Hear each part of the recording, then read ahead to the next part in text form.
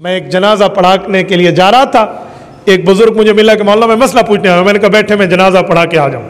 میں جنازہ پڑھا کے آیا تو ایک اور بوڑھا بھی میرے ساتھ آ گیا. میں نے ان کو بٹھایا ان کا اکرام کرنے کے لیے، کچھ کھلانے پلانے کے لیے.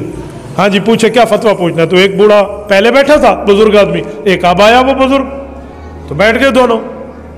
تو پہلے والا مجھے کہتا ہے مفتی صاحب میرے بچوں نے مجھے مارا ہے، میری کمر کی ہڈی میں مورا ٹوٹ گیا، میں آسا پر لکڑی پر سہارا چل کے آیا ہوں، مجھے فتویٰ لکھ دو اپنے بچوں کے لیے. میں پریشان ہوں. بوڑھا 80 سال کی عمر ہے اس بزرگ کی. خدا جانے پتہ نہیں ان کے بچوں کو کیا مصیبت پڑ گئی تھی کہ باپ کے اوپر ہاتھ اٹھایا. اب میں سوچ رہا ہوں کہ کیا کروں، کیا فتویٰ کروں، کیا ترتیب. پریشان ہو گیا.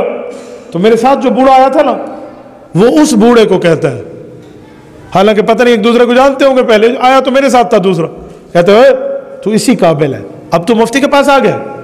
تو میں پریشان ہو گیا کہ پہلے بزرگ خود رو رہے، دوسرا اس پر چڑھ گیا.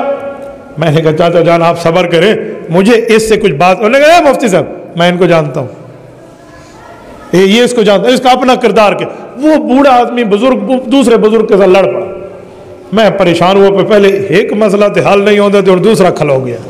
اب دوسرے مسئلے کو میں کیا کروں؟ ٹھنڈا کرایا، کو پانی وانی کو بٹھایا. تو یہ جو پہلا بوڑھا آدمی تھا نا جس نے کہا مجھے بچوں نے مارا ہے، یہ رونے لگا. اور میں نے دوسرے بزرگ کو کہا دیکھا تیری وجہ سے یہ بزرگ رو پڑے.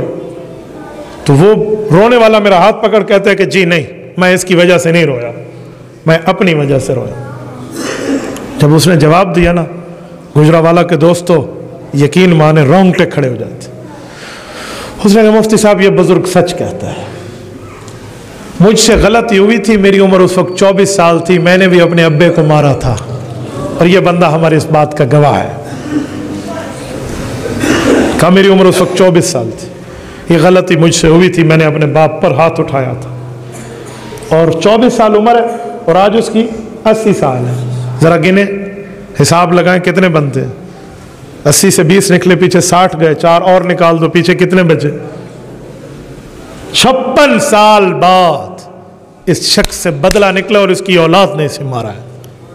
اور آپ یہ نہ سمجھیں کہ اولاد نے دادے کا بدلہ لیا، اس اولاد کو بھی آگے پھر ملے گا. یہ جاری گناہ ہے، یہ چلتا رہے گا، یہ ذنب جاری ہے. تو یہ ہوتا ہے بھائی، کہاں بیٹھے ماں باپ کی عزت اور احترام بجا لانا سیکھو. اور میرے دوستو